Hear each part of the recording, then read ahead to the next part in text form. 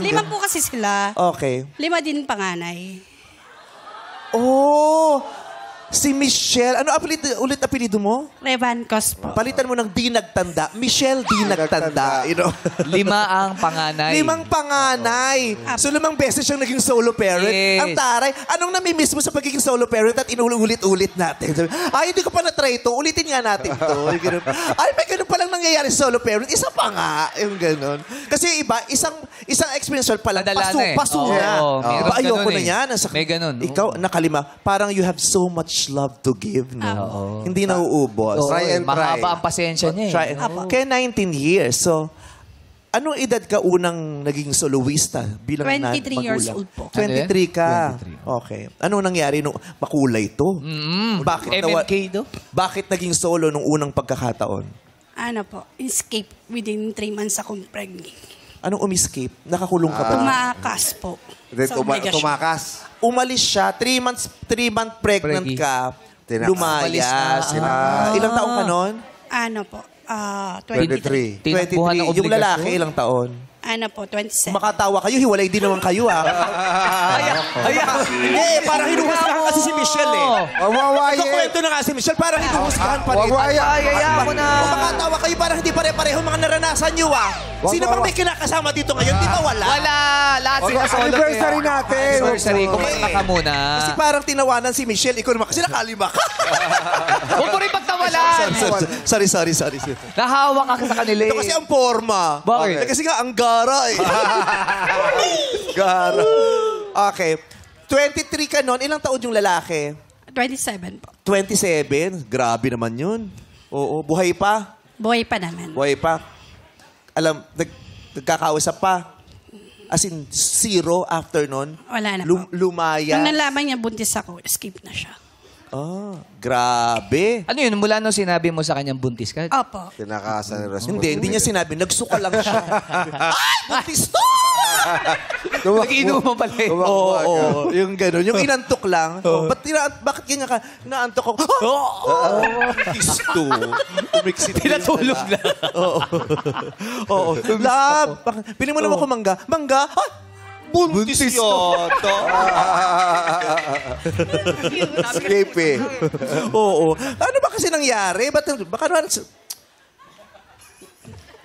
Nasusunod kasi pag usap-usap lang. Nakabuo. Hindi, yung ganyan. So definitely yung lalaki walang kwenta. Diba? Anong nangyari sa'yo sa unang pagkakataon? Anong nangyari sa sarili mo? Sa... Realization. Nangarag ka ba? Nagtrabaho po maigi para sa anak. Nagtrabaho na lang ako. Continuous buhay. Gaano kasakit yon? Nang yung unang babing dinala mo, tinakasan ng tatay. Halos ma-depress po ako. Na-depress ka. Paanong nangyari? Paano ka na-depress? Hindi ka na nakakalabas ng bahay? Hindi po. Nung minsan kapag gusto kong kumain ng gusto ko, hindi ko masabi sa iba. Pag gusto mong kumain, hindi mo masabi Di sa ba iba. po pa naglilihi ka? Tinatago mo kasi butis ka, walang sasalo sa anak mo. Ganon. Ang hirap nun. Correct. Oo. Nag-aaral ka ba niyan? Anong estado mo niyan? Hindi Nagtatrabaho po. ka? Nagtatrabaho po ako sa grocery noong panahon na yun. Tapos tinago, hindi alam ng mga magulang mo Hindi buntis. po. Ang hirap Yun na ang ano. mahirap talaga. Talagang hindi ko mawari kung gaano kahirap yung dinadala mo. Tapos nililihim mo. Yeah. Tapos hindi mo napipigil, lumalaki ng lumalaki yan eh. Tapos yung alam mong darating ang araw, makikita na nila Correct. to eh. Mahalata na yun. Hindi 8 ka months na makakatulog. nalaman ni Mama. Ilan? 8 months na 8 ako. months? Nung sinabi mo. Ang laki na nun. Kaya nga, alam mo, meron nga kaming kasambahay dati. Nagkaroon siya ng affair dun sa kapitbahay namin. Doon pa kami nakatira sa Tapos, hindi niya sinasabi sa amin. Kasama niya 3 lang naman kaming bakla, 4 na. Yung maliit lang yung bahay namin dati. Tinatago niya. Tapos bigla na lang nanganak. Paano yun? Paano nanganak? Wala hindi niyo nalalaman. Ito ba mo? Kasi ito ba? Ang bilis naman. Ang bilis naman. Nabidya ka na. Forward ah. Fast forward ah. Gumalo na binyagan na. Imposible na hindi niyo. Gumana, nag-first communion na kasi yung bata. Nabuntis na. Nanganak, umiyak, tapos nag-aaral lang yung first communion. Ano ba nangyari? Ba't hindi niyo nalaman? Hindi yun nga. Sa sobrang takot niya, kasi may asawa pala si girl. Sobrang takot. Pati sa amin nilihin. Nagulat kami, nanganak na lang siya. Diba? Marami talagang ganyan eh. Sa sobrang takot ng mga babae, itinatago nila. And that is very dangerous. Yes. Kasi diba pag tinatago, iniipit pa yan. Ako, oo. Tapos pag iniipit, talagang, syempre hindi ka pupunta ng hospital dahil matatakot Hindi ka, po baka may napapacheck makakita. Hindi ka na-check. Ano yan, panganib ang dulot Delikado. niyan. Diyan sa sobrang takot mo na may makaalam, panganib ang dinudulot niyan dun sa katawan ng babae Kalusugan. at dun sa batang diladala niya sa kanyang sinapupunan. Buti na lang nakasurvive ka. Nakalima na nga eh. Ha? Ano daw? Nakalima na nga eh, sabi niya eh. Doon tayo sa pangalawa. Nakalima ka. No? Feeling ko talaga na-depress ka nung una. Ano nangyari nung una? Na-depress po ako. Baka hindi, Brad, sabi niya. Kumakain po ako, hindi ako kumakain kasi baka may makikita. Nagtatrabaho po ako noon. Ang hirap niya no? Baka mapanganib ang buhay mo tsaka ng bata. Opo, nakalima. Brad, baka naman sinabi na after nung una na yon, dito sa pangalawa, hindi na mangyayari uli yun. Ha? Hindi na mangyayari. Nakalima ka! Nakalima na Hindi, nga eh. gusto ko tanong, bakit ka sa pangalawa na inulit mo pa uli? Tanga! Ganyan tayo, tanga tayo sa pag-ibig. Pag-ibig naman totoo naman. Aminin naman natin. Oo naman. May mga pagkakamali, inuulit-ulit natin. Tapos wala Correct. natin magagawa. Tatanggapin na, tanga talaga Oo, tayo. hindi tayo Yung ganun. nadadala, Para, eh. paano mo pa i-explain yun? Correct. Diba?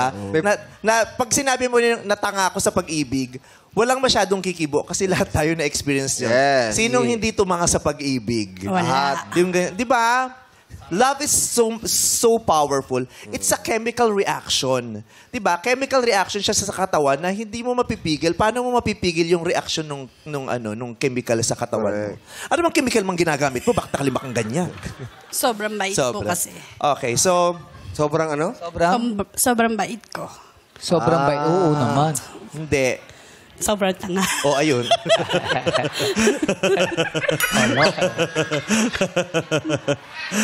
Okay. Ngayon, nakalimang ganyan ka na.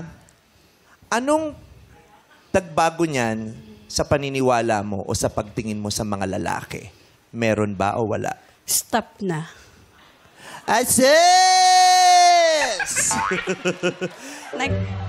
Nakalima ka bago mo sabi, stop na. Ay, ano, Nico? Oh, Diyos ko, oo, Mart, yung Nico sumasabi, kausap mo Sabi? daw siya kanina, sabi mo daw pang-anim siya. Sabi? Sabi, Nico? Sabi niya sinabi sa'yo. Baka ikaw na yung para sa akin pang-anim. Wow, Diyos ko, Michelle. Michelle, anong tatak ng sapatos mo? Haruta? Ang harut mo eh. Chumika ka pa pala. Biro. Chumika ka pa pala kanina. Doon namin nag-aantay. Full pick-up line pa pala doon, ano? Oo. Kailangan daw ganun sa tao. Kailangan productive. Pero ano kayang dahilan sa likod niyan? 'Di ba? Bakit? Kasi maraming dahilan yan kung bakit ang isang babae ay ganun. Kahit paulit-ulit siyang sinasaktan, niloloko at naabuso, kung bakit paulit-ulit din nangyayari doon at pumapayag siyang mangyari, merong kwento sa likod niyan eh. Kung ano man ang nangyari sa iyo nung bata, Yes po. kung paanong pagmamahal ang nakuha mo sa iyong ama. Magulang. 'Di ba? Yung ganun. Dapat maunawaan mo yan para malaman mo rin kung paano mo susolusyonan o haharapin yung ganyang bahagi ng iyong pagkatao. Yes po. Ilang taon na yung anak mong bunso? 9 years old. 9 years old. Yung panganay, 19. Huwag mo akong ginaganya, Michelle. Ayaw. Hindi, tuturo niya ron. Tuturo. Asa mo yung panganay Yan po, mo? yung naka-black. Yan. Ayun! Yan ang panganay mo? 19 years old po. Oh, parang tsuhin mo na din. 19 years old. Go, Shan! Nagpo-food panda po siya. Kasi kahit pakausap nga, Sean, please. Taray naman ni Sean. Para yung reception ng kasal niya, tapos magpo-prod siya. Di ba ganun yung mga kinakasal? Nagpo-prod. Yung bago mag-reception, sasayaw ng Beyonce. Tawang-tawa, Neri. Parang matagal mo lang gusto sabihin sa mga suot ni Sean yun eh. Oo, best friend. Ang dami mo. Sos, ang dami mong best friend na nakaaway din dito. Dami. Sino yun? Sino doon? Si Tito Mel. Ay, Tito Mel, happy birthday. Birthday ni Tito Mel.